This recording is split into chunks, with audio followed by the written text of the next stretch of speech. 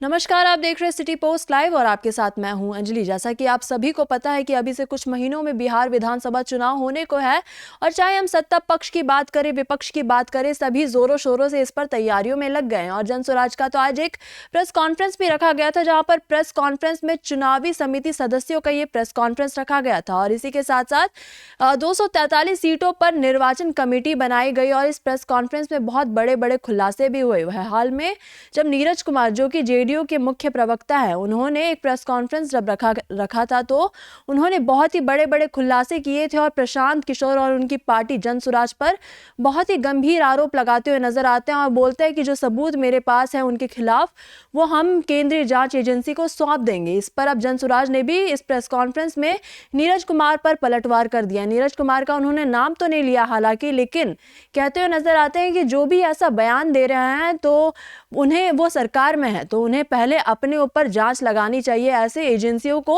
अपने सबूत देने चाहिए, तब जाकर कुछ निकलेगा। लेकिन ऐसा कुछ होने वाला नहीं है। वही सबसे अहम सवाल यहाँ पर यह उठता है कि अगर जनसुराज सरकार अपनी बनाती है बिहार विधानसभा चुनाव में, तो आखिर मुख्यमंत्री का चेहरा आखिर कौन होने वाला है। इस पर जब सवाल पूछा गया तो कहते हुए नजर आते कि अभी तो प्रत्याशियों का ही चयन होना बाकी है, मुख्यमंत्री तो अभी दूर की बात है, जब ये फैसला होगा तब बताया जाएगा। और इस प्रेस कॉन्फ्रेंस में क्या कुछ बातें होती है, क्या कुछ खुलासे होते हैं, आपको छोड़ जाते हैं उनकी बातों के साथ। नमस्कार आप सभी साथियों को।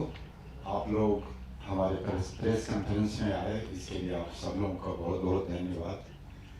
आज हम लोग जनसुराज के बिहार विधानसभा के 243 सीटों के लिए जो निर्वाचन कमेटी बनी है, उस निर्वाचन कमेटी में हमारे 11 सदस्य हैं।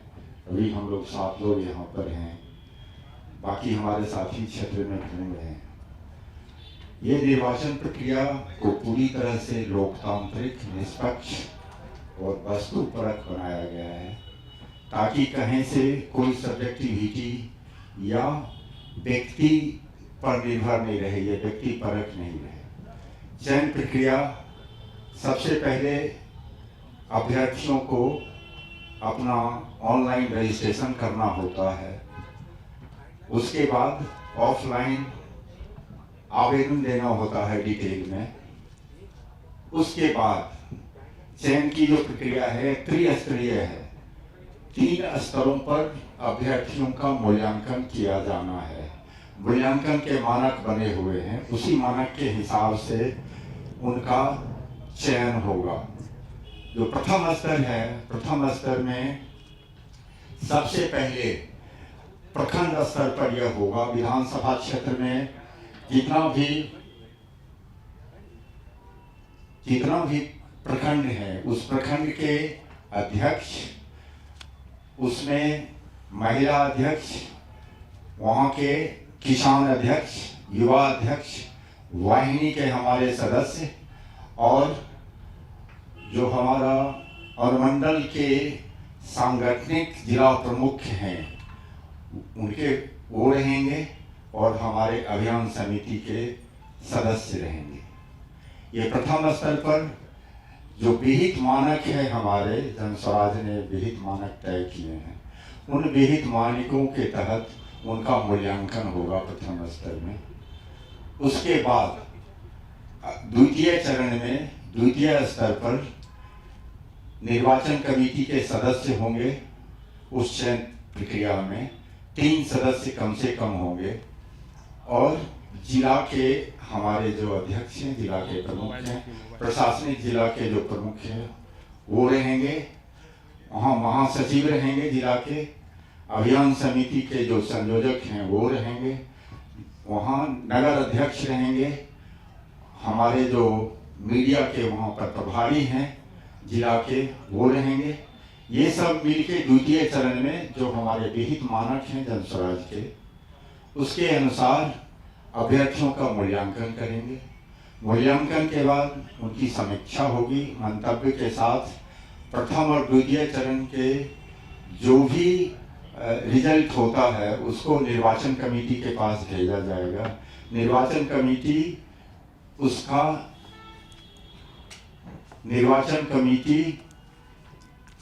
उसका समीक्षा करेगी। उसके बाद तीसरे स्तर पर थर्ड पार्टी के द्वारा अभ्यर्थियों का सर्वे होगा।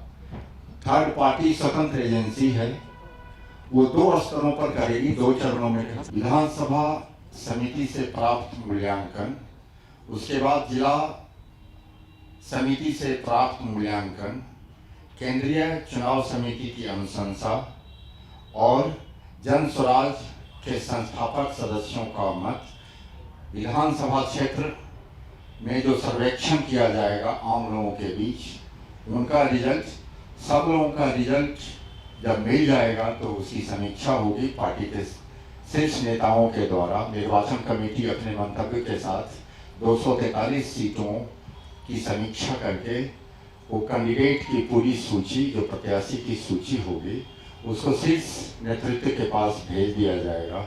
उसके बाद शीर्ष नेतृत्व जून के अंत तक सभी अभ्यर्थियों का समीक्षा करके प्रत्याशियों की अंतिम सूची 243 सीट के लिए निकाल देगी। ये हमारे पूरे चयन की प्रक्रिया होगी जनस्वराज के 243 सीटों के लिए। उसके बाद जो प्रत्याशियों को करना है, जून के बाद 3 महीना का हमारे पास वक्त होगा। प्रत्याशी क्षेत्र में जाके अपना अपना चुनाव प्रचार कार्य करेंगे। आप लोगों के अगर कोई प्रश्न है तो आप लोग अपना प्रश्न दे सकते हैं। सर, मेरा प्रश्न ये है कि जो आपने किया है कि ऑनलाइन आवेदन करने का, तो शुल्क वगैरह भी रखा गया है कि फिर से अपना प्रश्न दोहरा दें। आवेदन का कोई शुल्क भी रखा गया है? आवेदन का शुल्क रखा गया है 21,000 रुपया, और ये सिर्फ इसलिए रखा गया है ताकि जो गंभीर अभ्यर्थी नहीं हैं उनको पहले से छांटा जा सके। ऐसा नहीं कि भीड़ बढ़ जाए, हम भी करेंगे, क्योंकि जनस्वराज इसमें अपने तरफ से पूरी कोशिश हो रही है कि ऐसे कैंडिडेट को दिया जाए जो कैंडिडेट सीरियस हैं, गंभीर हैं, गंभीरता से चुनाव लड़ने वाले हैं। चाहे वो उनकी आर्थिक स्थिति कुछ भी हो, उससे मतलब नहीं है। अगर जब यह 21,000 रुपया भी उन कैंडिडेट्स के लिए, उन अभ्यर्थियों के लिए माफ़ किया जाएगा जो क्षेत्र की जनता, 1,000 जनता से जो अपना अप्रूवल ले आएंगे कि भाई इनका माफ़ कर दिया जाए, इनकी ज़रूरत नहीं है, इनके पास पैसे नहीं है, तो ऐसे कैंडिडेट का माफ़ भी किया जा सकता है। तो ऐसे कैंडिडेट भी हैं हमारे पास जिनका माफ़ किया जा सके, हम लोग माफ़ कर देंगे उनका, या समिति, निर्वाचन समिति तय कर लेगी इनका माफ़ किया जाना चाहिए। वो कैसे पता चलेगा कि 1,000 उसी विधानसभा के हैं? विधानसभा में हमारे पास वोटर लिस्ट है, तो उससे हमें पता चल जाता है कि विधानसभा के लोग हैं कि नहीं हैं। और हमारी हर जगह संगठन हमारा बना हुआ है, तो संगठन के लोग भी जानते हैं कि हमारे कौन कौन मेंबर हैं, कौन संस्थापक सदस्य हैं, उस विधानसभा क्षेत्र के कौन कौन वोटर हैं। ये सारा कुछ हम लोगों के पास डाटा है। सर, जो निश्चित अवधि के बाद कोई लेट फी भी है क्या? नहीं, कोई लेट फी नहीं है। आवेदन कब से शुरू है? आवेदन की प्रक्रिया तो 5 जनवरी से ही शुरू है, चल रही है अभी, और इसकी तिथि रखी गई है 11 मार्च को, अंतिम तिथि। तो अभी तक चल ही रहा प्रक्रिया, लोग आवेदन कर रहे हैं। बहुत सारे लोगों ने पंजीकरण कराया है, और बहुत सारे लोगों ने, अभ्यर्थियों ने अपना आवेदन जो होता है ऑफलाइन वो भी कर दिया है। अगर उसको आप टिकट नहीं देते हैं तो पैसा वापस करेंगे उन लोगों का?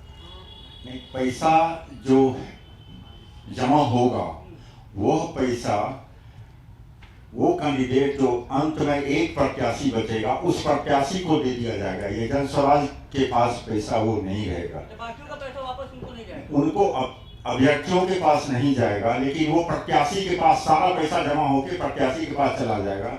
वो जनस्वराज पैसा नहीं रखने वाला है। अभी तक तकरीबन 8,000 अभ्यर्थियों ने अप्लाई कर दिया है, और अभी चल ही रहा है, प्रक्रिया पूरी चल रही है। तो 11 मार्च तक देखिए, और बहुत सारे कैंडिडेट्स अभी अप्लाई करने बाकी हैं, और वो लोग अप्लाई करेंगे तो 11 मार्च के बाद स्थिति क्लियर हो पाएगी। कैसे करेंगे? लॉटरी निकालेंगे क्या? नहीं, कोई लॉटरी नहीं है। जैसा मैंने बताया कि ये व्यक्ति परख नहीं है, कोई व्यक्ति नहीं कर सकता है कोई कि हम ये कैंडिडेट हैं या ये कैंडिडेट अच्छे हैं या ये कैंडिडेट अच्छे नहीं हैं। पूरे उसके हमारा स्केल बना हुआ है, मानदंड बना हुआ है, उसके मानक बने हुए हैं।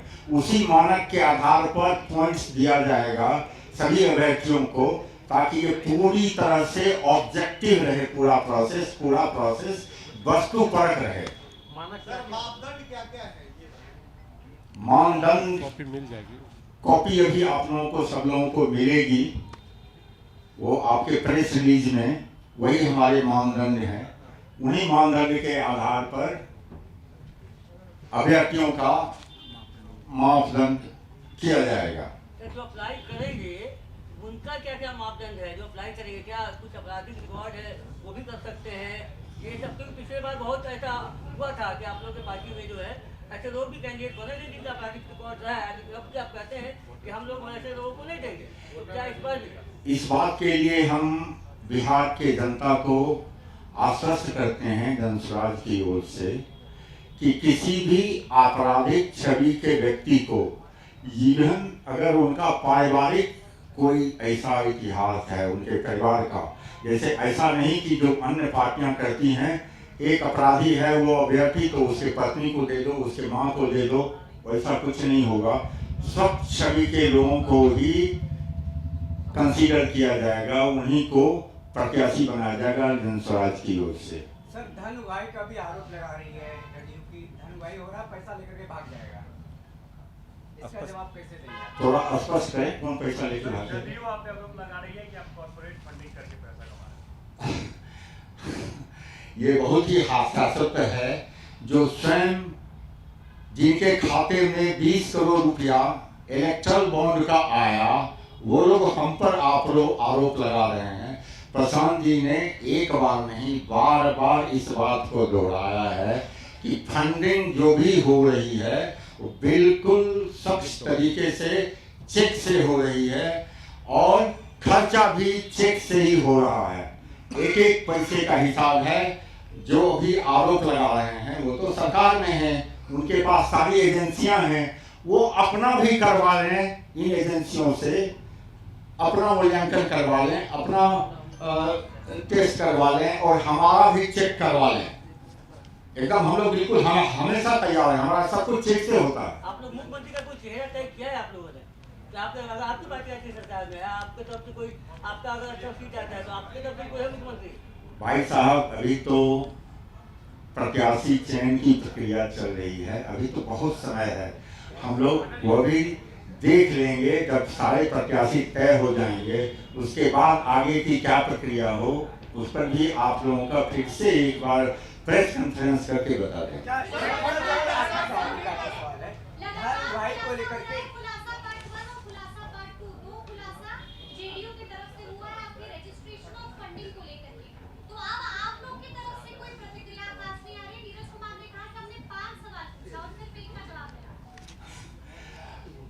हमने इसको स्पष्ट कर दिया कि हमारा जितना भी खर्चा है, जो भी फंडिंग है, प्रशांत किशोर जी अभी तक बैठे हुए तो नहीं थे। प्रशांत किशोर जी ने जहाँ जहाँ हेल्प किया लोगों को, लोगों की मदद की, उनसे अब जाके प्रशांत किशोर जी कहते हैं कि बिहार में हम नया नवनिर्माण करना चाहते हैं, बिहार में बदलाव करना चाहते हैं, आप लोग हमारी मदद करें। वो लोग मदद कर रहे हैं, जिनकी एक बार प्रशांत किशोर जी ने मदद कर दी, उनसे मदद मांग रहे हैं, अपने लिए नहीं, जनस्वराज के लिए नहीं, वो मदद मांग रहे हैं बिहार की जनता के लिए। पब्लिक डोमेन पे बोलिए नहीं, सब पब्लिक डोमेन पे है। पब्लिक डोमेन में है, आपने शायद देखा नहीं हो, प्रशांत जी का इस पर बिल्कुल स्टेटमेंट है, यूट्यूब जाके देख लीजिए, आपको पता चल जाएगा प्रशांत किशोर जी का इस पॉइंट पर बिल्कुल स्पष्ट मत है।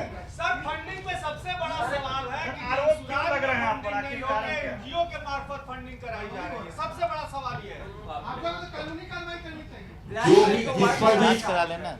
जिस पर भी फंडिंग की जा रही है, क्यों नहीं जांच करा लेते हैं भाई?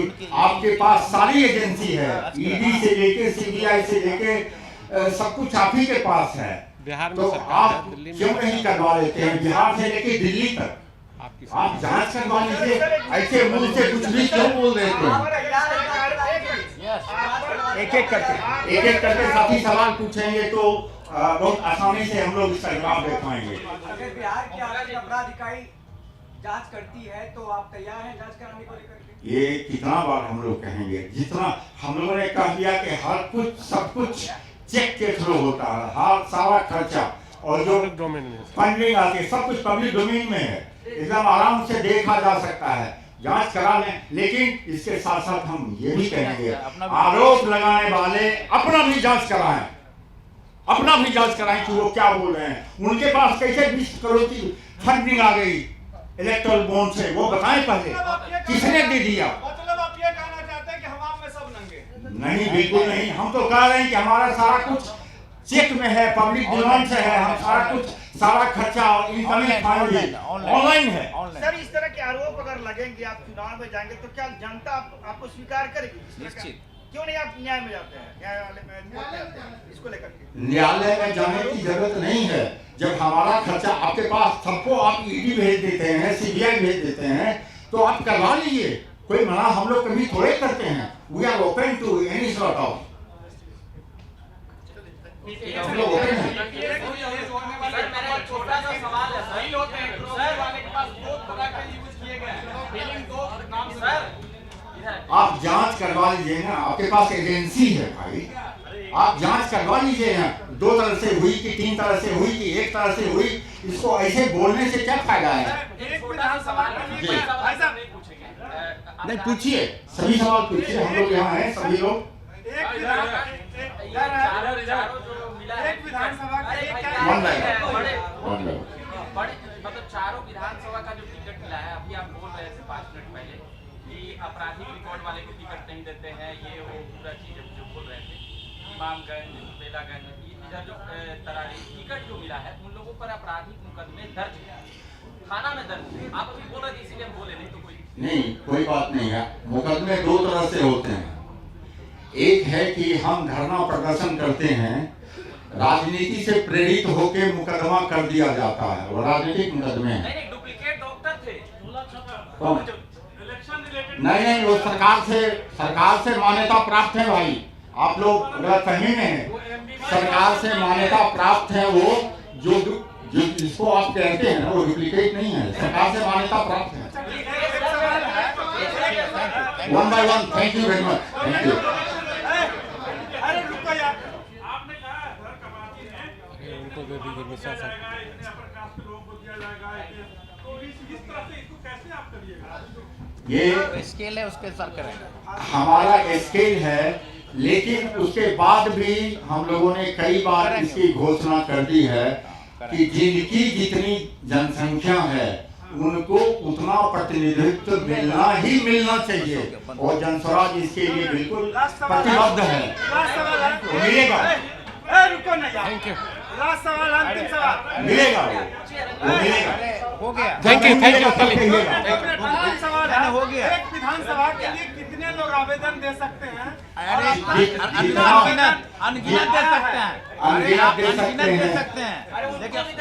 देखिए, किसी भी विधानसभा के लिए जितने भी प्रत्याशी बनना चाहते हैं वो आवेदन कर सकते हैं। बीपीएससी में 4 लाख लोग आवेदन करते हैं और कितना 400-500 लोग सेलेक्ट होते हैं, लेकिन कितने भी देंगे एक प्रत्याशी, एक विधानसभा से एक ही प्रत्याशी सेलेक्ट होंगे। उसी तरह से पूरे बिहार में 243 प्रत्याशी सेलेक्ट किए जाएंगे, जिन्हें हम इलेक्शन में भेजेंगे। ठीक, थैंक यू, थैंक यू।